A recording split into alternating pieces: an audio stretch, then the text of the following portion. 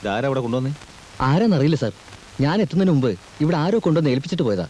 ഒന്നും മനസ്സിലാവുന്നില്ല. ഒരു ടവറും കുറെ രൂപയും. സാറേ, ഇതിത്ര ആലോചിക്കാനൊന്നുമില്ല. 10-ാം തീയതി രാവിലെ സിറ്റിയിൽ ഏതെങ്കിലും ഒരു ടവർ ബോംബ് വെച്ച് തകർക്കുന്നു തന്നെ.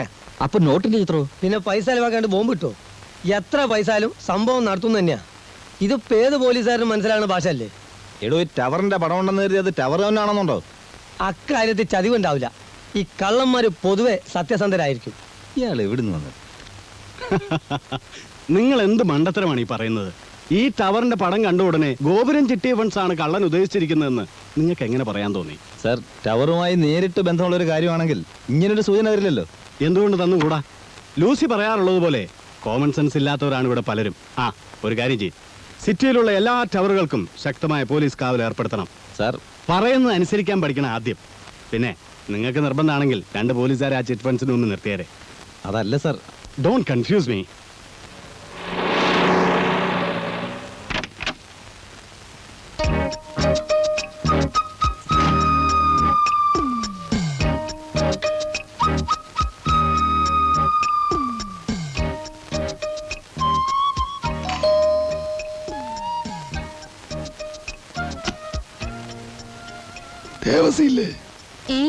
ദേവസി എവിടുന്നാ? ഞാൻ കുറച്ചു മുമ്പ് ഫോൺ ചെയ്തിരുന്നു. Retired superintending engineer Ramakrishnan. ഇവിടെ പറഞ്ഞിരുന്നു. വരൂ, ഇരിക്കൂ.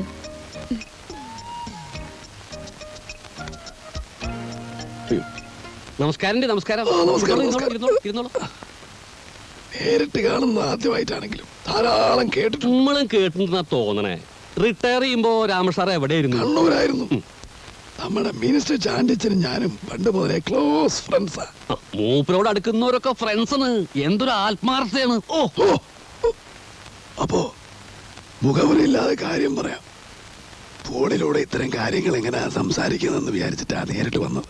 നന്നായി, വളരെ നന്നായി. എല്ലാ കാര്യങ്ങളും മിനിസ്റ്റർ എന്നോട് പറഞ്ഞിട്ടുണ്ട്. ആ ഒറ്റ ഉറപ്പിലാ എന്റെ പണം നിങ്ങളെ ഞാൻ ഏൽപ്പിക്കുന്നത്. അപ്പോഴേ ആ ഇരിക്കുന്ന അപ്പന്, അതിന്റെ അടുത്തിരിക്കുന്ന അപ്പന്റെ അപ്പനായിട്ടാണ് ഈ സ്ഥാപനം തുടങ്ങി. അപ്പനായിട്ട് അതിനെ വളർത്തി, നമ്മളായിട്ട് അതിനെ ഒന്നും കൂടെ വളർത്തി. കർത്താവിന്റെ കാരുണ്യം കൊണ്ട് ഈ നാട്ടിൽ സാധാരണക്കാർക്ക് ദാരിദ്ര്യം ഉള്ളിടത്തോളം കാലം നമുക്കൊരു കുഴപ്പമില്ല.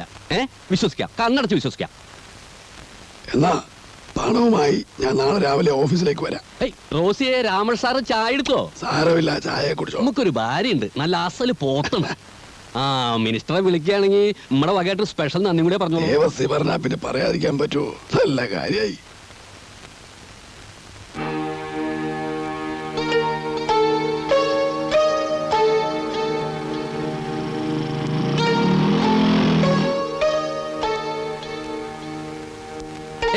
ഈ പോലീസുകാർക്ക് വേറെ പണിയില്ല. ബാങ്ക് കൊള്ളടിക്കാൻ പോണ്ട് പറഞ്ഞിട്ട് കാലത്ത് തൊട്ട് നിൽക്കണം. പൂമക്കത്ത് കിട്ടിന്റെ അത്രേ. നമ്മളിത് എത്ര കണ്ടതാണ്. വിമാനത്തിലും തീവണ്ടിയിലൊക്കെ ബോംബ് ഉണ്ട് എന്ന് പറഞ്ഞിട്ട് മനുഷ്യന്മാരെ പേടിപ്പിക്കാറുണ്ടല്ലോ. എന്നിട്ട് ഓലപ്പട കൂടി പൊട്ടുന്നില്ല. എന്റെ സംശയം അതല്ല ദേവസ്വം. എന്തുകൊണ്ട്? ആ ഇൻസ്പെക്ടർക്ക് 2 എല്ല് കൂടുതലാ. ഇവിടെ പലരും വരുന്ന സ്ഥലമല്ലേ, അവരാരൊക്കെയാണെന്ന് അറിയാനുള്ള വേലയായിരിക്കും. അതായുള്ള മനസ്സിലിരിക്കുള്ളൂ. എന്നാലും അത്താഴം മുടക്കാൻ നീർക്കോലി പോരെ? അത്താഴം മുടക്കാൻ അങ്ങോട്ട് വരട്ടെ. എടോ, ഈ കേരളം എന്ന് പറഞ്ഞത് ഈ സിറ്റിയിൽ മാത്രം ഒതുങ്ങണതല്ല. ഇവിടെ ഉള്ളവരുടെയൊക്കെ ഹെഡ് ഓഫീസ് തെക്കാണ്. അവിടെ ഉണ്ട് ദേവസ്വക്കുട്ടിക്ക് ഇഷ്ടം പോലെ സേവകന്മാര്. ആനയെ പേടിച്ചിട്ടില്ല, പിന്നെയാണ് ആനപ്പിണ്ടം. അതൊക്കെ ചേട്ടന്റെ കാര്യം. പിന്നെ ഇന്ന് രാത്രി ഞാൻ കണ്ണൂർക്ക് പോകും. നാളെ അവിടെ ലേലമാ. പണത്തിന് എന്തെങ്കിലും ആവശ്യം വന്നാ ബാക്കി പറയണ്ട. എടോ, തന്നെ ഇതുവരെ നമ്മൾ ബുദ്ധിമുട്ടിച്ചിണ്ടാ? അതില്ല, എങ്കിലും കരുതിയിലും കൂടുതൽ വരാൻ സാധ്യതയുണ്ട്. ആ അമ്പലക്കാടൻ എന്നെ അബ്കാരി രംഗത്ത് തന്നെ തട്ടാൻ നോക്കിയിരിക്കുക. അതൊന്നും ഇല്ലാന്നേ. അമ്പലക്കാരന്റെ വഴി, രവിക്ക് രവിയുടെ വഴി, അത്രേ ഉള്ളൂ. ഉദാഹരണമോ അത് വലിയ ശല്യായില്ലോ. നേരെ വിളിച്ചപ്പോ ഹലോ, ഞാൻ അവിടെ എന്തെങ്കിലും കുഴപ്പമുണ്ടോ? ചുറ്റും പോലീസൊക്കെ നിൽക്കുന്നുണ്ടല്ലോ. ഈ പോലീസുകാർക്ക് വട്ടണ്. സാർ അതൊന്നും നോക്കണ്ട, അങ്ങോട്ട് പോന്നോളോ. അല്ല, പ്രശ്നം എന്തെങ്കിലും ഉണ്ടെങ്കിൽ പിന്നീട് എപ്പോഴെങ്കിലും ആവാം. ഒരു പ്രശ്നമില്ലെന്നേ. ഓരോ കാര്യത്തിനും ഓരോ സമയമുണ്ട്. അത് അപ്പനായിട്ട് പഠിപ്പിച്ചിട്ടുള്ളതാണ്. ഇപ്പൊ ചെയ്യേണ്ടത് ഇപ്പോ, പിന്നെ ചെയ്യേണ്ടത് പിന്നെ. ശരിയാ, വളരെ ശരിയാ. ഞാനിപ്പോ എത്താം.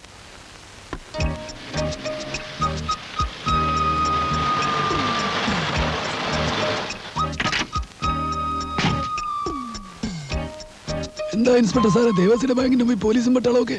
നിങ്ങളാരാ? റിട്ടയർഡ് സൂപ്രണ്ടിംഗ് എഞ്ചിനീയർ രാമൻ സാറേ, ഇങ്ങോട്ട് പോന്നോളോ. സാറ് നമ്മുടെ സ്വന്തം ആളാണ്, പേടിക്കാനൊന്നുമില്ല. ഇങ്ങോട്ട് പോന്നോളൂ.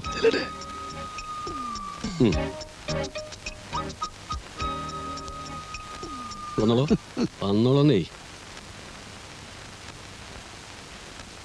ഇവറ്റകളെ കൊണ്ട് തോറ്റൂന്നേ. കാലത്ത് തൊട്ട് വന്ന് നിൽക്കണ നിപ്പാണ്.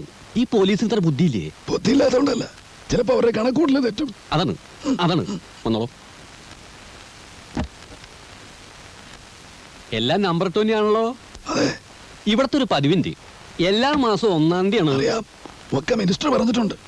ആ പെട്ടി തിരിച്ചു വേണം. അതിനെന്താണ്, ഈ ക്യാഷിന്റെ കാര്യമൊക്കെ നമ്മൾ തന്നെ കൈകാര്യം ചെയ്യുക. അപ്പനുള്ള കാലത്ത് തന്നെ അങ്ങനെയാണ്. സ്റ്റാഫിനും കൂടി ഡീറ്റെയിൽസ് കൊടുക്കില്ല. അതുകൊണ്ടാണ് ഇത്ര സേഫേ. ഇരിക്കോട്ടോ.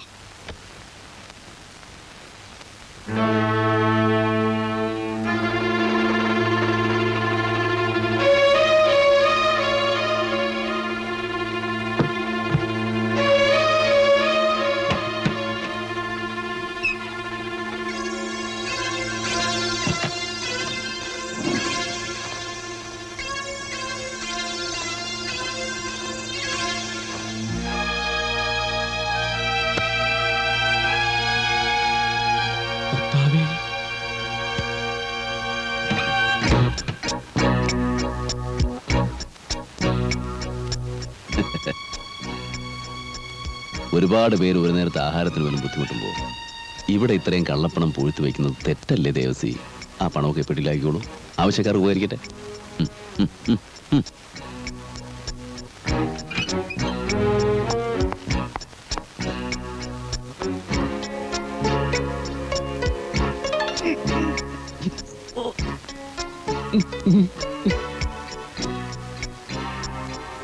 പുറത്ത് പോലീസ് ഉണ്ടെന്ന് വിചാരിച്ച് ബഹളം വയ്ക്കാൻ നിന്നാ നഷ്ടം എനിക്കല്ല, തനിക്കാ. ഇതിനകത്തുള്ളത് ഈ നാട്ടിലെ പല പ്രമുഖരുടെയും കള്ളപ്പണമാണ്. ഇതെവിടെ നിന്ന് കിട്ടി, എങ്ങനെ കിട്ടി എന്നൊക്കെ ചോദ്യം വന്നാൽ ഉത്തരം പറയാൻ ദേവസി വിഷമിക്കും. അതുകൊണ്ട് ആലോചിച്ച് തീരുമാനമുള്ളൂ. ദാ ഇതിവിടെ ഇരിക്കട്ടെ, ഒരു ധൈര്യത്തിന്. കുട്ടികളില്ലേ വീട്ടില്, കളിക്കാൻ കൊടുക്കാം. കളിത്തോക്ക പോട്ടെ. സാറേ, പോലീസുകാരുടെ ഓരോ കഷ്ടപ്പാടേ.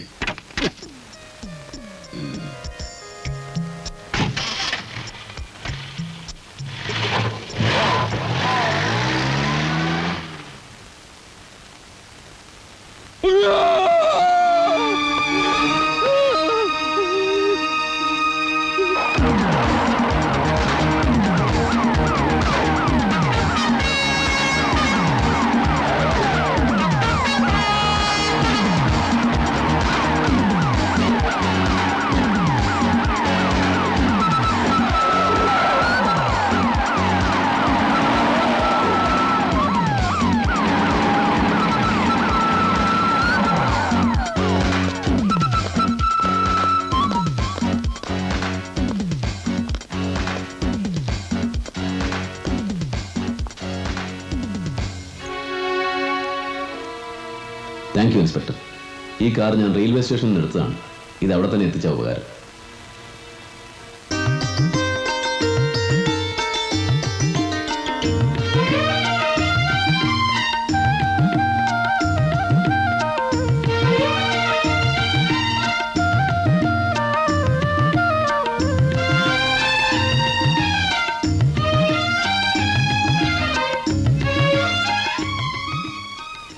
നവദമ്പതികളെ, ചുരുങ്ങിയ സമയം കൊണ്ടാണെങ്കിലും ഇവിടെ സംഘടിപ്പിച്ച ഈ സമൂഹ വിവാഹത്തിൽ പങ്കെടുക്കാൻ സാധിച്ചതിൽ എനിക്ക് അതിയായ സന്തോഷമുണ്ട്. വിവാഹം സ്വർഗത്തിൽ വെച്ച് നടക്കുന്നു എന്നൊരു പഴമൊഴിയുണ്ട്. അത് കുറെ മൂഢന്മാരെ ഏറ്റുപാടാൻ തുടങ്ങിയിട്ട് കാലം കുറയായി. സ്വർഗത്തിൽ വെച്ചല്ല നടക്കുന്നത് എന്നതിൻ്റെ ഉദാഹരണമാണ് ഈ കാണുന്ന യുവമിഥുനങ്ങൾ.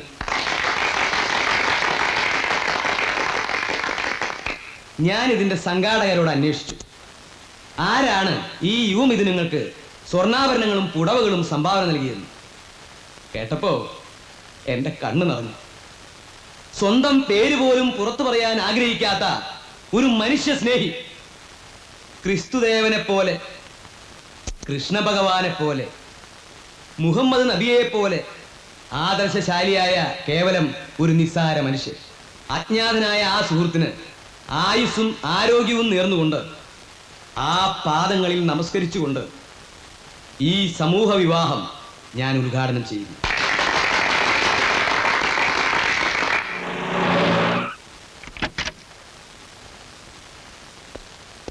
നമസ്കാരം സർ. നമസ്കാരം സർ. സാർ, സാറിന് തരാൻ വേണ്ടി ഇപ്പൊ ഒരാൾ കൊണ്ട് തന്നാ. ഇത് ബോംബൊന്നും അല്ലല്ലോ.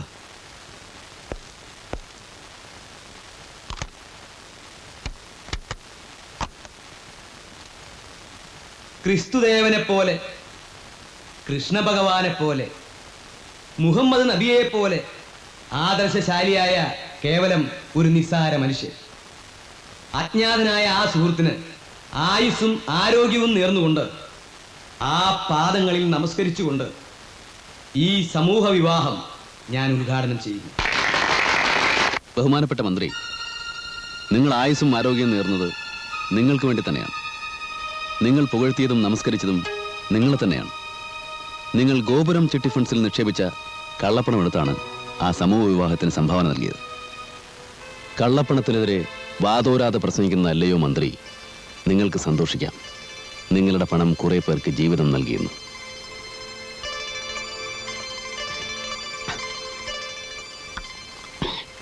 എനിക്ക് 2 ഗ്ലാസ് വെള്ളം കൂടി വേണം. താൻ ആദ്യം സമാധാനിക്കടോ. എത്ര വെള്ളം കുടിച്ചു കൂട്ടുന്നേ? എങ്ങനെ സമാധാനിക്കാന്ന്? അപ്പനാപ്പാപ്പന്മാരായിട്ട് ഉണ്ടാക്കിയ പേര് നമ്മൾ കളഞ്ഞില്ലേ? എന്നാലും തനിക്ക് ഇങ്ങനെ പറ്റിയല്ലോ എന്ന് ആലോചിക്കുമ്പോഴാ. ഹേയ്, ഇങ്ങനെ പറ്റിയെന്ന് പറഞ്ഞാ ഇപ്പൊ നമ്മള് രണ്ടാളിങ്ങനെ നിൽക്കണു. നെയ്യെ എന്റെ പിന്നിൽ കൂടെ വന്നിട്ട് എന്റെ തല കൊയ്യെന്ന് വിശ്വസിക്കാൻ പറ്റുമോ? അവനെ കണ്ടാൽ തോന്നില്ലെന്നേ. ആ നോട്ടം, ആ ഭാവം, ആ സംസാരം നല്ല സ്റ്റൈലിന്ന് ബാങ്കിന്റെ മുമ്പിൽ വെച്ചിട്ട് ആ സർക്കിൾ ഇൻസ്പെക്ടർ തടഞ്ഞു. നമ്മൾ 2 കൈ നീട്ടി കൊണ്ടുവരണ്ടായി. ആ സർക്കിളിന് ഒതുക്കാൻ എന്തായാലും ഇത് ഉപകരിക്കും. ഈ സംഭവം വെച്ചുകൊണ്ട് ഞാൻ അയാളൊരു പാഠം പഠിപ്പിക്കും. വെള്ളം എനിക്ക് 2 ഗ്ലാസ് വെള്ളം കൂടി വേണം.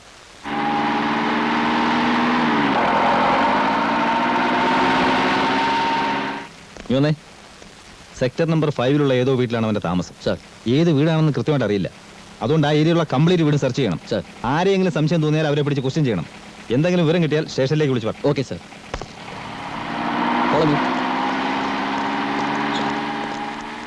കടപ്പുറത്ത് എത്തി പോലീസ്. എല്ലാ കുടിലുകളിലും നിങ്ങളെ തെരഞ്ഞു. അവസാനം അങ്ങാടിയിൽ അഹമ്മദ് ക പാർട്ടി ഓഫീസിൽ നിന്ന് കാര്യം പറഞ്ഞപ്പോഴാ പോലീസിന്റെ ശല്യം തീർന്നത്. നിങ്ങളെ സ്ഥാനത്ത് നമ്മളായിരുന്നെങ്കിൽ ഇപ്പൊ പേടിച്ച് ചത്തേനെ. ആരെ പേടിക്കാനാ ജമാലെ? എനിക്ക് വേണ്ടി ഞാനൊന്നും ചെയ്യുന്നില്ലല്ലോ. അഗതികൾക്ക് വേണ്ടി അധ്വാനിക്കുന്നവൻ ദൈവമാർഗത്തിൽ യുദ്ധം ചെയ്യുന്നവനെ പോലെയാണെന്നാണ് മുഹമ്മദ് നബി പറഞ്ഞിരിക്കുന്നത്. ഇപ്പൊ ഒരു കാര്യം പിടികിട്ടി. എന്താ? നിങ്ങൾ മുസ്ലിം തന്നെ.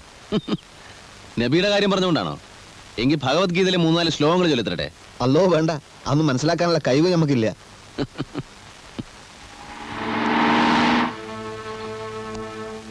പോലീസ്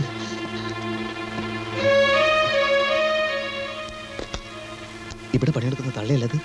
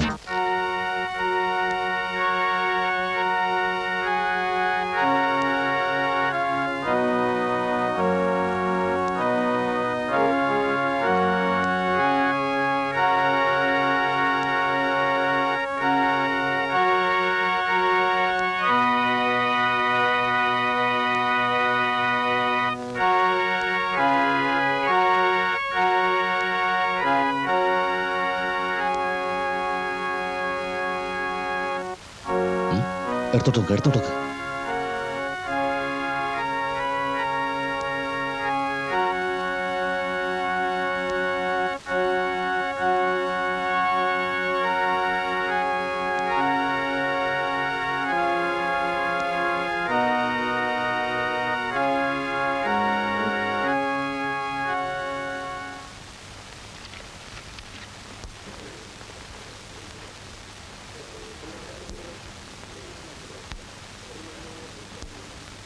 ഇവിടെ എങ്ങനെ എത്തി? വേണോന്ന് വെച്ചാൽ എവിടെ എത്താൻ പറ്റത്ത്? ഞാൻ ഇങ്ങോട്ട് പോന്നിട്ടുണ്ടെന്ന് ആരെങ്കിലും പറഞ്ഞോ? പറഞ്ഞു. ആര്? എന്റെ മനസ്സ്. അതിശയം തന്നെ കേട്ടോ. ഒന്ന് കണ്ടെങ്കിലെന്ന് ഞാൻ വിചാരിച്ചേ ഉള്ളൂ. അതാണ് ഈ മനപ്പുറത്ത് എന്ന് പറയുന്നത്. ആനി എന്നെ കാണണമെന്ന് വിചാരിച്ചു, ഞാൻ വന്നു. ടോണി മുരളീധരൻ നായരെ അറിയോ? ഏത് മുരളീധരൻ നായര്? കസ്റ്റംസിലെ. കസ്റ്റംസിലെ? കസ്റ്റംസിലെ മുരളീധരൻ നായര്. അറിയാം. ഡാഡിയുടെ സുഹൃത്താ. ഞാൻ പിന്നെ എപ്പോഴും ഫീൽഡ് വർക്കിലാണല്ലോ. ഈ കള്ളക്കടത്തുകാരുടെ ശല്യം ഉണ്ടേ, അതുകൊണ്ട് എപ്പോഴും കെയർഫുൾ ആയിരിക്കണം. ആനി നടന്നോളൂ. അല്ല, ഡാഡി ടോണിയെ പരിചയപ്പെടണം പറഞ്ഞിരിക്കുക. അയ്യോ, ഡാഡിയോടൊക്കെ എന്നെ പറ്റി പറഞ്ഞോ? എന്താ പേടിയുണ്ടോ? ഏയ് പേടിയൊന്നുമില്ല, പറഞ്ഞോന്ന് ചോദിച്ചതേ ഉള്ളൂ. പറഞ്ഞു. ഇനി കാണുമ്പോ വീട്ടിലേക്ക് കൂട്ടിക്കൊണ്ട് വരാൻ പറഞ്ഞിരിക്കുക എന്നോട്. അയ്യോ, അതൊക്കെ ഇനി ഒരു ദിവസം ആവാം. മാത്രമല്ല, ഞാൻ ഒഫീഷ്യലായിട്ട് കുറച്ച് ബിസിയാണ്. ഒഴി വിട്ടുമ്പോൾ ഞാൻ അങ്ങോട്ട് ഫോൺ ചെയ്യാം, എന്നിട്ട് വരാം. ഇപ്പൊ ഞാൻ മറ്റേ വാ.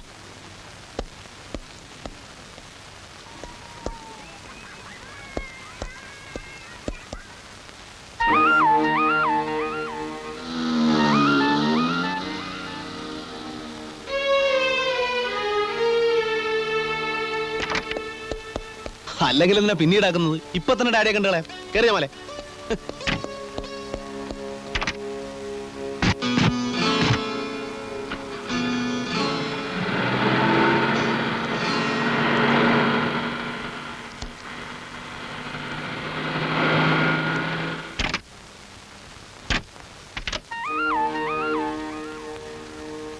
വരൂ. പോണ്ട ഇത് ചതിയാ. ഈ പെണ്ണ് മനഃപൂർവ്വം നമ്മളെ ചതിക്കാൻ കൊണ്ടുവന്നിരിക്കുക. വരുന്നേ. വരുന്നിടത്ത് വെച്ച് കാണാം. നീ വാ. ഡാഡി, ഇതാണ് ഞാൻ പറഞ്ഞ ടോണി. ഹലോ.